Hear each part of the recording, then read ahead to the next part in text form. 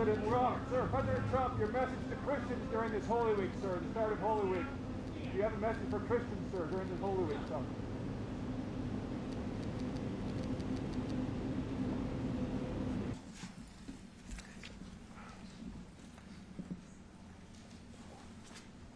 Well, thank you very much. It's an honor to have a friend of mine because we went through this together and got along very well for my entire period of time.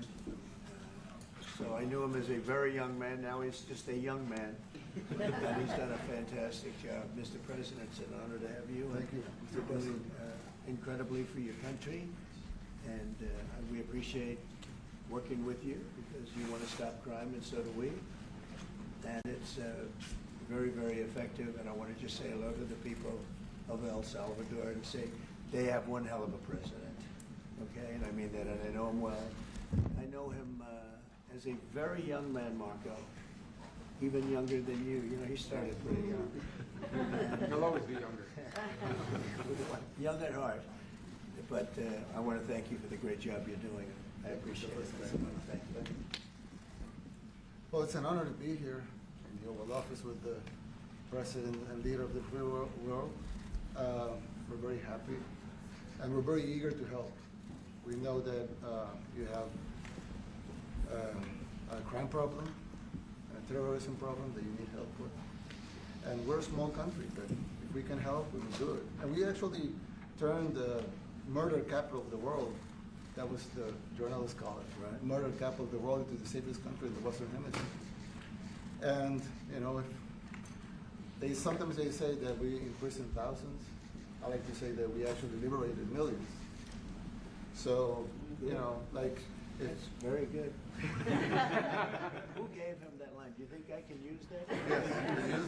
And in fact, Mr. President, you have 350 million people to liberate.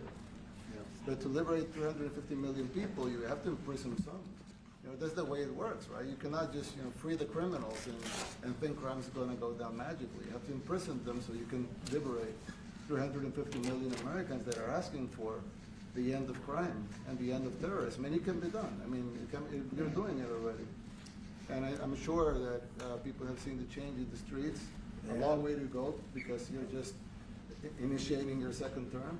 But it's clear that, you know, with the numbers at the border, you know, even in Democrat-run cities, they get a help from the work you're doing.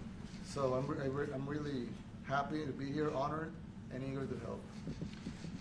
Well, we had a terrible thing happen. We had an administration that allowed people to come in freely into our country from not only South America, but from all over the world. Many from the Congo in Africa, Asia, all over the world, Europe, rough parts of Europe. And they came from prisons, and they came from mental institutions, and they came from gangs, and the gangs of Venezuela and other places. And hundreds of thousands and even millions of them came. 21 million people altogether, but many of the people that came, just a tremendous percentage of them were criminals, in some cases violent criminals. We had 11,088 known murderers. Half of them murdered more than one person. This was allowed by a man who, what he did to our country is just unbelievable. So we're straightening it out, we're getting him out.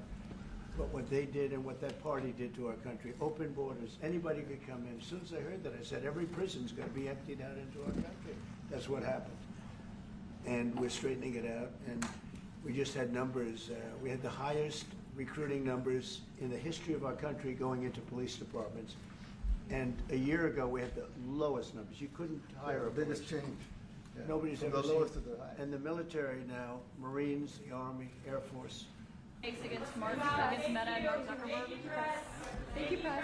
Thank you, Naive.